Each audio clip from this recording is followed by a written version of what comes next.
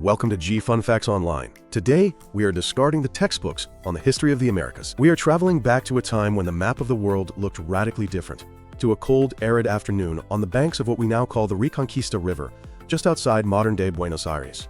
The wind is whipping across the vast steppes of the Pampas. It carries the scent of dry grass and the heavy, musky smell of megafauna. The year is approximately 19,000 BCE. A small band of hunter-gatherers is huddled over a massive carcass.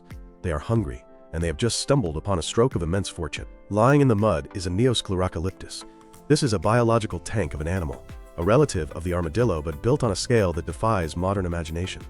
It is dead. With precise, practiced movements, a human hand grips a sharp flake of stone. The tool slices through the thick hide near the pelvis, scraping against bone with a sound that would echo across 21 millennia. That specific sound, the scrape of stone on bone, has recently been heard by scientists in a laboratory in Argentina, and it has shattered our understanding of when humans arrived in the New World. This is the story of the Glyptodont Feast, a discovery that has rewritten the timeline of human history. For decades, the story of the Americas was relatively simple. We were told that humans crossed the Bering Land Bridge from Siberia to Alaska around 13,000 years ago, following the retreat of the massive ice sheets. These people, known as the Clovis culture, were supposedly the first pioneers, spreading rapidly south with their distinctive fluted spear points. But science is rarely simple, and the Earth has a habit of keeping secrets that don't fit our clean narratives. In 2024, a team of Argentine anthropologists and paleontologists, led by Dr. Mariano Del Papa from the National University of La Plata, published a bombshell study in the journal PLOS-1. The subject of their study was a fossil found on the banks of the Reconquista River, a tributary that winds through the bustle of the Buenos Aires metropolitan area. The fossil itself was not new to science. Glyptodont remains are relatively common in the rich soils of the Pampas. These armored giants roamed South America for millions of years. But this particular specimen had something unusual on its bones. When the researchers cleaned the fossilized pelvis and vertebrae, they noticed marks. These were not the random scratches of scavenging wolves or the gnawing of ancient rodents. These were linear, distinct, and purposeful. To the untrained eye, a scratch on a bone is just a scratch. To a taphonomist, which is an expert in what happens to an organism after death, a scratch is a crime scene clue. The team subjected the bones to rigorous analysis, using 3D scanning and statistical modeling to map the topography of the marks. They looked closely at the cross-sections of the cuts. You see, carnivore teeth typically leave U-shaped grooves that are rounded at the bottom. Natural abrasion from tumbling in a rocky river leaves chaotic, shallow scratching. These marks were distinctively V-shaped. They were deep, straight, and possessed the telltale shoulder created by the edge of a stone tool slicing through resistant tissue. Furthermore, they were not random. They were clustered in specific anatomical zones, specifically the pelvis, the tail, and the caudal vertebrae. This matters because no wolf or saber-toothed cat knows anatomy like a butcher does. These areas are where the massive muscle insertions are located. The cuts were evidence of a systematic dismantling of the animal, specifically targeting the dense, calorie-rich meat of the hindquarters and the tail. This was not a kill site where a predator tore at a carcass. It was a butchery floor. If finding cut marks on a glyptodont was the spark, the radiocarbon dating was the explosion. The Clovis first dogma had long held that humans didn't reach the southern cone of South America until perhaps 12,000 or 13,000 years ago. Even the most aggressive pre-Clovis theories usually capped the date at around 16,000 years ago, based on sites like Monte Verde in Chile. The researchers took a fragment of the pelvic bone and sent it for accelerator mass spectrometry radiocarbon dating. The results came back, and the researchers likely had to check them twice. The bone was 21,000 years old. The date was unequivocal. The carbon isotopes indicated that this animal died and was butchered around 21,000 years before the present. This date lands squarely in the Last Glacial Maximum, the height of the Ice Age, when the global ice sheets were at their thickest and sea levels were at their lowest. It implies that humans were not just present in South America 6,000 years earlier than previously thought, but that they were thriving in a cold, semi-arid environment, successfully hunting or scavenging megafauna long before the ice corridors in North America were supposed to be open. The implications are staggering. If people were butchering armadillos in Argentina 21,000 years ago, they must have crossed into the Americas thousands of years prior to that. They likely traveled down the Pacific coast, navigating a landscape of glaciers and kelp forests, essentially island hopping their way south, while the interior of North America was an impassable wall of ice. To understand the magnitude of this feast, we must understand the main course. The Glyptodont was a marvel of evolutionary engineering. Belonging to the superorder Xenarthra, which includes today's sloths, anteaters, and armadillos. The Glyptodonts were the tanks of the Pleistocene. The specific species, Neosclerocalyptus, was not the largest of its kind, but it was still a formidable beast.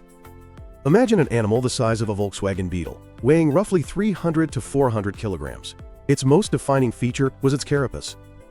Unlike the banded, flexible armor of modern armadillos, the Glyptodont's shell was a rigid, solid dome made of thousands of interlocking bony plates called osteoderms.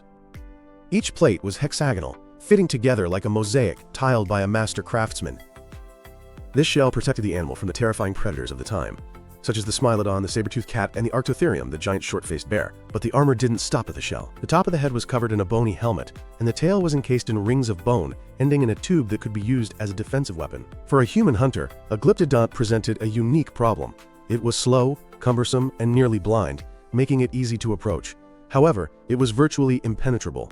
You couldn't spear it through the shell. This brings us back to the cut marks found by Dr. Del Papa's team. The location of the cuts suggests a sophisticated knowledge of the animal's anatomy.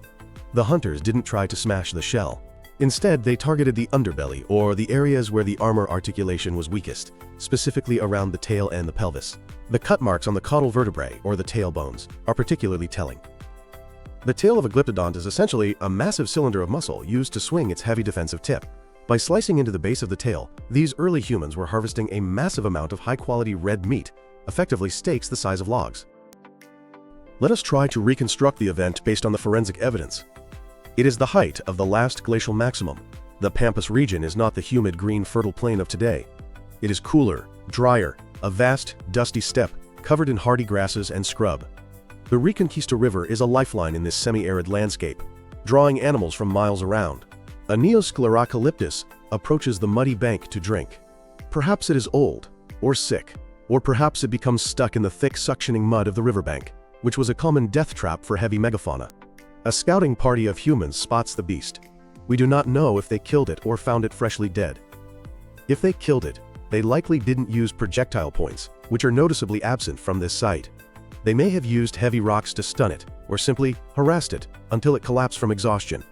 Once the animal is down, the work begins. This is not a task for one person.